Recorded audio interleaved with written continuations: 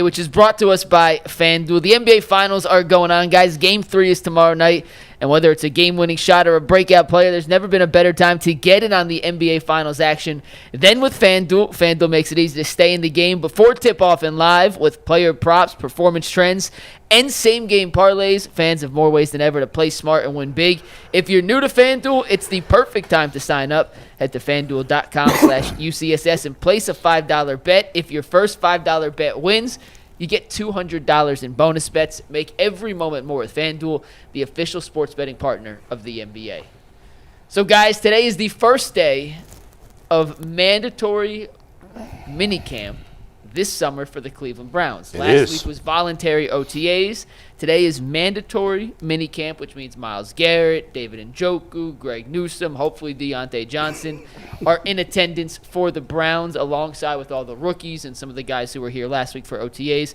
Tyvis, I wanted to ask you this, though, because I actually don't know the answer, and I think you can give us some insight that we can't get elsewhere. But can you explain what the difference is between voluntary OTAs are and mandatory minicamp in terms of what are they doing? Is it a ramp up in practice? Do these reps matter more than what we saw last week? What's the differences between the two different off-season programs? The biggest difference for me when I was doing it was that one was like an all-day. So mandatory minicamp is like an all-day affair. It's like how you would do it if you were in season. So you would come in at 7 o'clock, and some days you wouldn't leave till 5, 6 o'clock at night, to where OTAs, you come in the morning, as soon as practice is over, you're out of there. So you could be done at like 1:30 and have the rest of the day.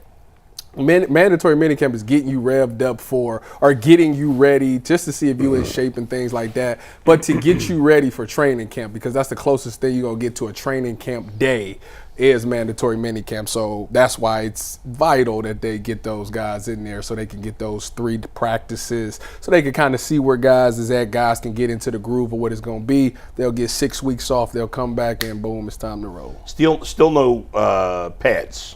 No. You don't Still no hitting. Nope. And so, I mean, so it's a longer day, and you have to be there. Yes. Unless you're holding out, of course. Is it more classroom work? Yes. Okay. More meeting times, because you'll go to practice and then you'll go meet again after that. You'll go do team meetings, offense, defense, then position, and by that time it's time to go home. So they basically use this 3-day as a mock period of this is what it's going to look like every day once you get to training camp. Yep. For the rest of the season. Yep. As far as we know, every Browns player is going to be there. I mean, I think there's maybe some thought that maybe Deontay Johnson won't because he wasn't at. He better be. I mean, if he wants to make this team, he better be. If he ain't there today, cut him. Yeah, you might as well. I mean, seriously. Cut him. I mean, I don't know if you're Deontay Johnson, how you don't show up. That's why I said camp anyway. it's something deeper than just the X's and cut him. Right. He don't want to be here. Cut him. So the guys, I mean, he would get fined. Like you missed. These is the days that you get fined for missing. Yeah. So for a guy that has an unguaranteed contract, I think he would be there. I'd be shocked if he ain't there today. I'm not gonna lie. We'll find out in the next half hour, because that's when we'll get the official updates from all the beat reporters who are out there, who is, and hopefully it's a nobody, but who isn't there as well. Yeah, I mean, I think we would have. Well, I guess with Deontay Johnson, we only would have heard if like Myles Garrett wasn't going to be there or some big name. Otherwise, we can confirm Myles is there. Yeah, I mean, there would be no reason to believe he wouldn't be. But because it was a big story that Trey Hendrickson wasn't in Bengals camp, which T.J. Watt skipped this morning too. That's all because they're seeking a new deal. So once if they sign a new deal, it's gonna waive all them fees anyway. Right. And we don't have nobody here that might surprise us and say, "Hey, I'm not showing up." You don't think so? Because of a contract? Yeah. I can't think of anybody. I think David Njoku would probably be the only one. Is this a contract year for him? I think this is the last year of his deal. Me and Mike talked about this a little bit yesterday. Either him or G New, but G New's been at OTAs the entire time. Usually, the only guys you see holding out now are guys that are pissed about their current contract. You know what I mean? Yeah. Which is T.J. Watt, which is Trey Hendrickson. James Cook. Although James Cook, I read, is there. is going to be at he is minicamp. there? James Cook is there. Yeah. Terry ain't show up. I can't believe Terry. I ain't mad at you though, Terry. Get your money.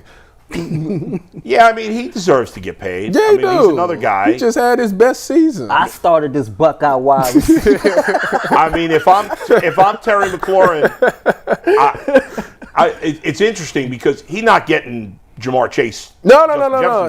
But if I'm him, I want T. Higgins money. I want more than T. Higgins. I think he's earned that. Right? He's in that This guy's group. hasn't he had 1,000 yards? Like, He's Yeah. been steady and consistent. And he's his played with no terrible quarterback. With no quarterbacks quarterback. until this past year. what do you have, like 1,600 this season or something? No, I don't like think it that? was that much. What did he have, Mike, this past year? Because before this year, he played with horrible quarterbacks, I think, every year of his I thought career. he was- Terry McLaurin had 1,096 yards and 13 touchdowns. 13 touchdowns, though. Oh, that's what You it know, was. The touchdown. the yards weren't crazy. 13 tutties is crazy. 13 touchdowns with the Jamar rookie Chase quarterback. I had know. 15 the end of the season? Second most in the NFL last year. Oh, yeah, he getting paid. Yeah, so he's going to get – what did T. Higgins end up getting? I don't remember. Do you remember, Mike? Like money? Yeah. T. Higgins got a 4-year, $115 million extension, which feels about right. They can give him that. He get a little bit more If than I'm McLaurin, I want 4 years, $120 million. I want a little more than T. yeah. Higgins. I would bull. Give me 120.5 just in case somebody try to reset me. Yeah. Well, the problem That's is. it. And you got to get like – And they can do it because they don't have to pay Jaden McDaniels, but they did just trade for Laramie Tunsil yeah, but like – Traded for Debo too. and Debo. right. They but- said I just seen a Those report guys that are both at the end of their contracts. Though. yeah, those guys are – I right. just seen a report that said Debo was getting locked up by the rookie corner they got.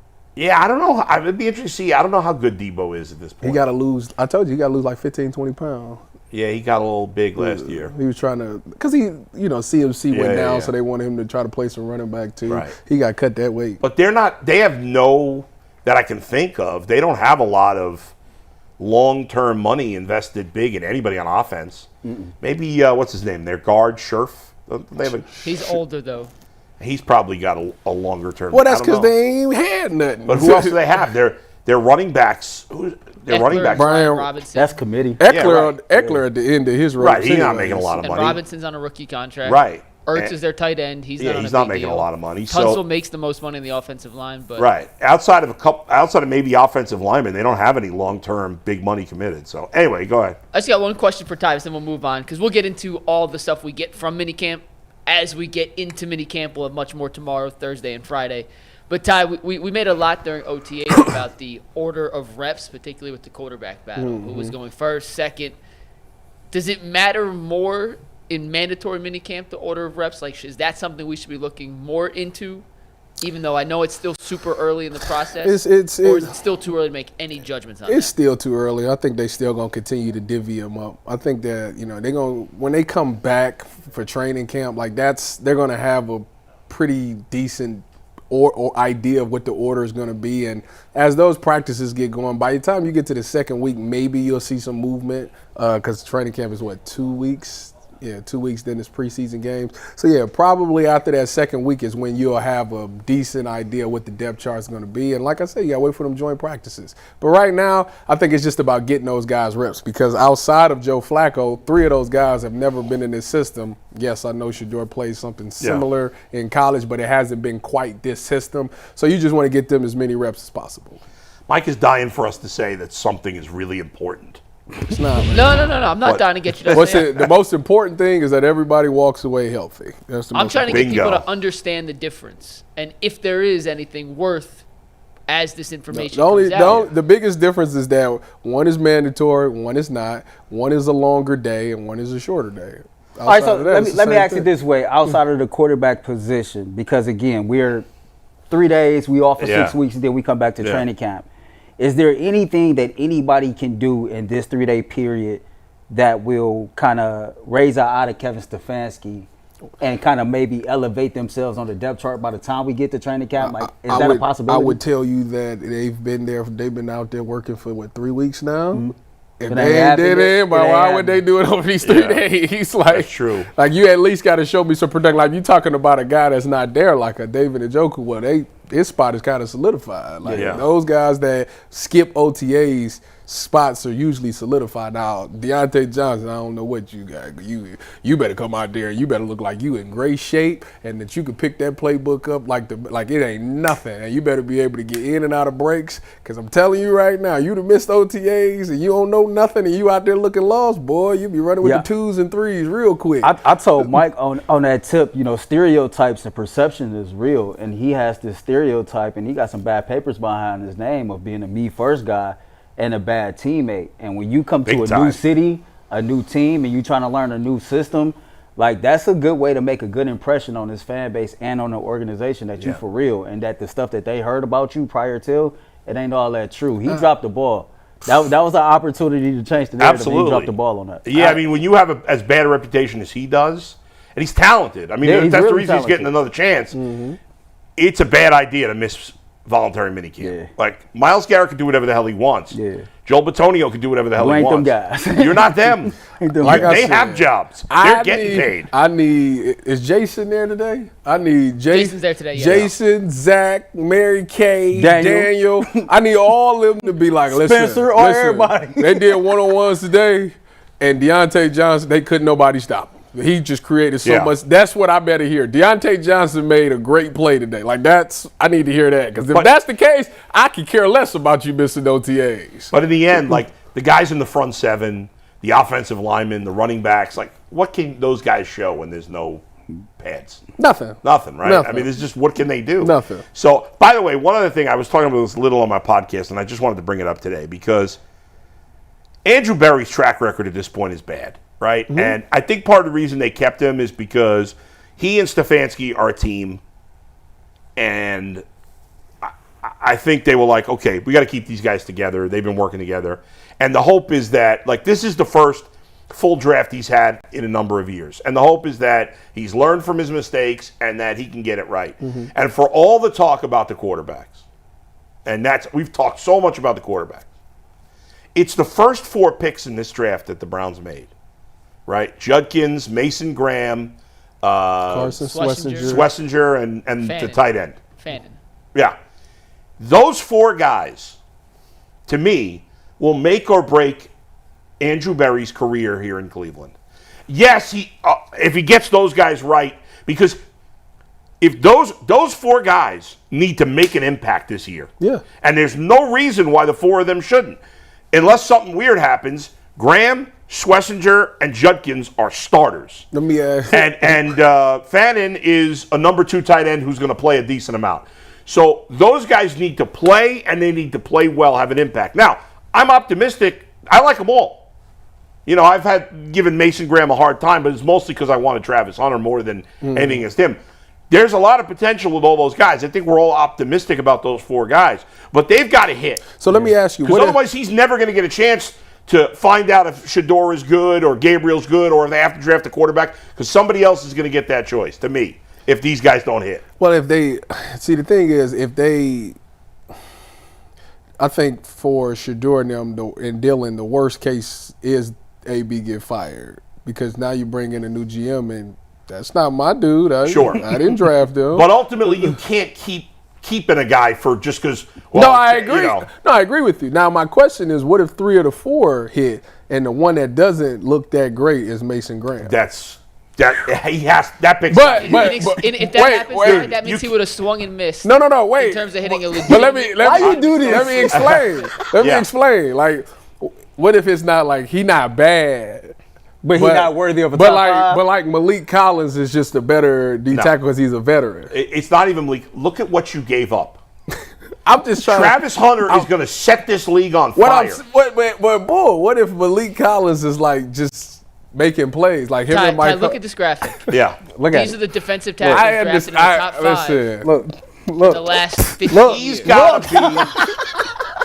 Listen, I hear you. He's got to be. I'm just saying. If Mason Graham at the end of this year has 1.5 sacks, Andrew Berry's gone. That's it. And if Gosh. Harold Fannin doesn't make a huge impact the rookie year, and the other guys do. But what if the fine. other three do? Like Harold. To me, I don't care. Carson Swessinger and Quinshot all look I good. said the 4, but Graham's got to hit, don't you think? Yeah, I think you do. Right? Yeah, I mean, absolutely. you gave up on Travis Absolutely. Hunter. All I'm saying is, what if Malik Collins is just he been in the Bro, league. do you know how much of an epic fail that'd be? He played next to Myles Garrett. If he's not good, he was drafted in the top 5. You line up right next to Myles, or between Myles and Mike Hall Jr., and you're not What good. if he? That's an epic okay, fail. so he don't get. Let's say he finished the season with 3 sacks. I'm going to be big time disappointed. With 3 sacks, I got you got hard. Look. you got Well, it's hard. the eye test, though. You'll know it's not It necessarily is the eye It is test. the eye And it's test. tricky with a defensive tackle because there aren't a lot of stats. But you know what? The nerds who study this for a living, they got to be talking about him as a defensive player of the year candidate. I'm sorry. Defensive rookie. Defensive rookie of the year candidate, not defensive player. I hope so. Yeah. I I hope wanna hear so. I'm just saying. The guy was drafted 5th overall, and you passed on, and you guys know how much I hate this word, so it means something that I'm going to say it. You passed on a unicorn. And both, to your point, that Yes. means in 6 years, his 6 first-round draft picks would have been Jed Wills, Greg Newsome, Deshaun, and Mason Graham. Right. If Mason Graham's not good, that is 6 first-round picks, essentially. I know Deshaun, it counts as 3 first-round picks in a different way. It'd be three guys that you're not building your team around moving forward. He's betting on a younger, taller version of me. That's what he's betting on right Let's now. spin it another way. Like, let's say if 2 of the 4 is good, Yeah. but you get something out of DeJuan Jones and Jamari Thrash turns out to be a player. All right. But then as long as Mason Graham's one of the good ones. if Mason Graham, let's say Graham and Judkins Are good. Boom. Cool. Fantastic. Schwessinger's okay. Fannon's okay. I'm okay with that. I can live with that. But that to me is it's gotta. But Mason Graham better be hit. one of the 2. See, what y'all doing is Yeah. y'all doing exactly what happened to Jed Wills. Like, because of the fact that Jed Wills was replacing Joe Thomas, it was this pressure. Who he replacing? Well, no, I'm saying the reason that Mason Graham got all this pressure is because they could have had Travis Hunter and they traded the pick for him, technically. But don't it balance That's out? why he go. But that's not like. No, the pressure balance out. You play next to Myles. Yeah. Like, the pressure balances out. That's fair. That's fair. Yeah. I can't really argue that. Although one. Jed Wills is playing next to Batonio. Yeah, that's fair too. Damn. But he much more on an island though. Yeah, like that's true. this one, like That's they true. not even worried about you, right? Mason Yeah. Graham. Like No, they worried about you. Miles. So Yeah. that's fair. All right, Mikey.